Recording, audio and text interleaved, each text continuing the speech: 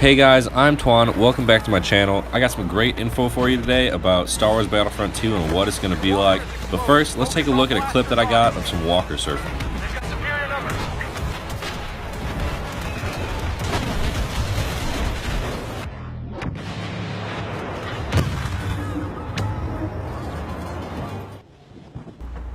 Alright guys, so Star Wars Battlefront 2 has been announced, and I want to get some info out there about what it's going to be like and what we can expect.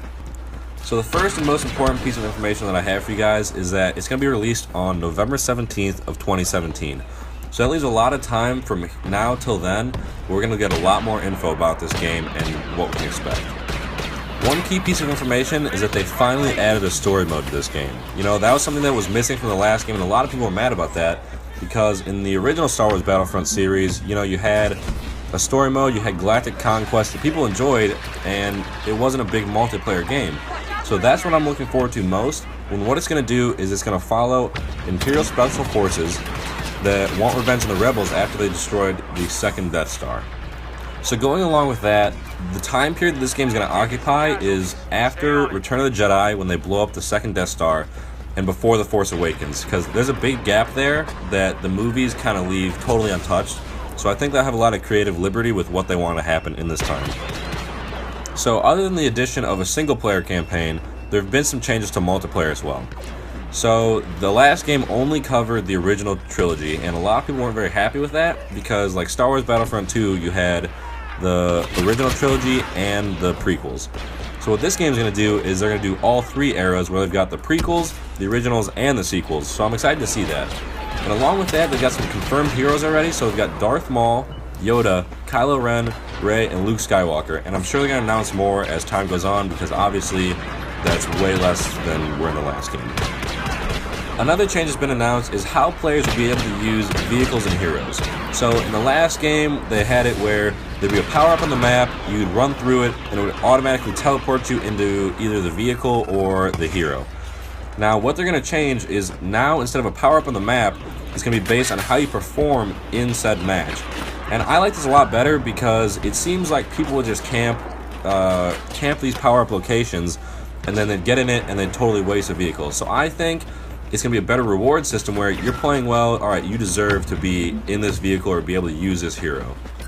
Furthermore, they've also made the change that there's going to be new ways for regular troops to compete with heroes, because in the last game, if you were by yourself, you came up on a hero, you're pretty much screwed. I mean, you've got no way like to do any real damage to their Jedi. They just block you, and their health is like 2 or 3 times what yours was.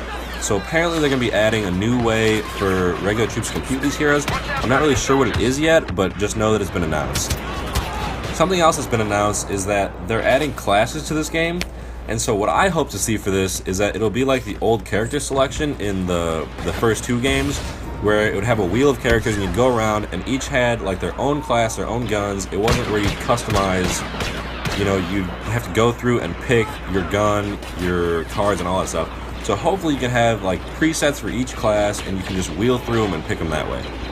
And when I say that, I'd also like to clarify, I don't mean like there's stock characters that you just pick and that's what you run with. I mean that you got like, for instance, like Battlefield 1, like you got the Scout class, you got Assault class, and you go and you customize that, and then if you switch to a different one, you don't have to change everything, it'll be there when you come back to it. And that's what I want to see, because that'll be easier for players to adapt to whatever kind of game situation they're in. The last thing I want to touch on is the DLC that they've announced. So the only thing they've announced so far is a Last Jedi add-on for people who pre-order this game. And so that's going to be like player skins and vehicle skins. But the reason that this worries me is because the last game, it came out, it was a lot of fun, and then after that there was no DLC that was free to people who didn't have the season pass. And so that kind of killed the game. I mean, I stopped playing it, all my friends stopped playing it, you know, after these DLCs came out and none of us had it. So I'm hoping that they'll realize their mistake and they'll make a change in this next game where they have some new content that'll keep players like engaged in the game, but you know, you don't have to pay 50, 60 bucks to get access to it. Alright, so that's what I've got for you today. I'm really excited to see how this game turns out because I think there's a big chance of fixing mistakes of the last game, and I'm really curious to see how they improve on the last one. So like and subscribe, leave a comment below of what you want to see in this game and what you thought of the last one. As for new content coming up on my channel, I've got my first airsoft video coming out hopefully later this week. And of course, I'm going to have more gameplay and more information that's coming soon. So I'm Twan. Thanks for checking out my channel. I'm going to let you guys enjoy the rest of this gameplay here.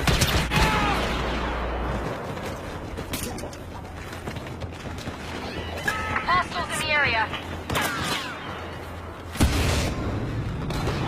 They're running out of time and we have the advantage.